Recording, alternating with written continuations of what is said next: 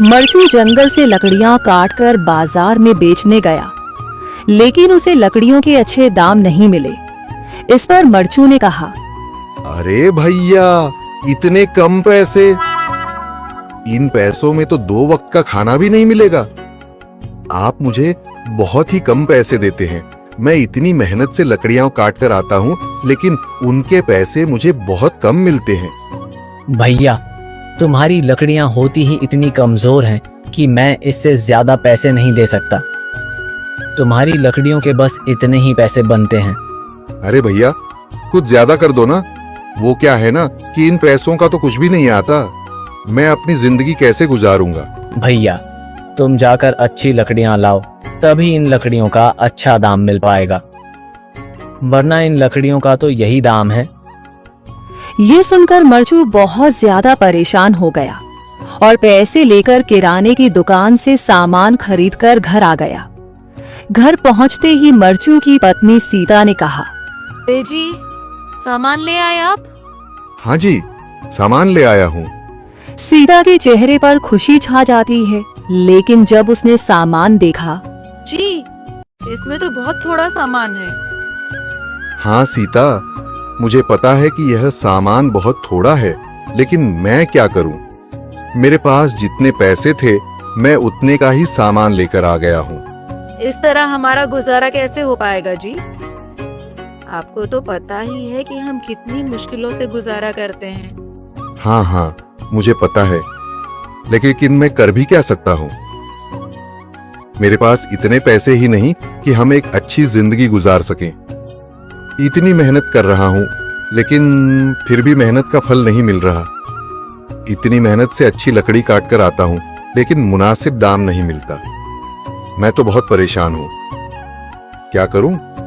कहाँ जाऊँ? अरे जी, आप परेशान न हो, आप कोई और काम देख लें। मैंने कई बार काम तलाशने की कोशिश की, पर किसी ने भी मुझे काम नहीं दिया। ये सुनकर सीता भी काफी ज्यादा परेशान हो गई। मरचू से सीता की परेशानी नहीं देखी गई। उसने अपनी पत्नी सीता से कहा, मैं फिर से जंगल की ओर जा रहा हूँ। अरे जी, अभी मत जाइए ना, वैसे भी शाम हो रही है। आप कल चले जाइएगा, अभी मत जाइए। ठीक है, अगर तुम रोक रही हो तो मैं नहीं जाता। मैं कल चला जाऊंगा। इसके बाद मरचू गांव में घूमने के लिए चला गया। तभी उसे एक आदमी मिला और उसने कहा, कहाँ जा रहे हो भैया? और सुनाओ, क्या हाल चाल है? जिंदगी कैसे गुजर रही है? अरे भैया, तुम्हें तो पता है कि लकड़ियां काटकर कैसे गुजारा होता है। हाँ भैया, तुम सही कह रहे हो।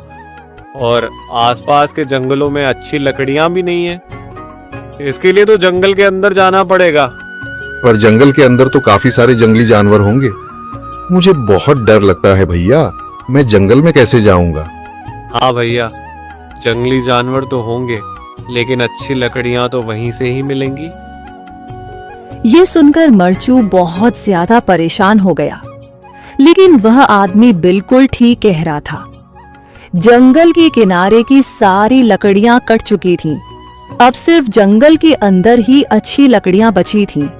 अगली सुबह मरचू लकड़ियां काटने जंगल की ओर चल पड़ा।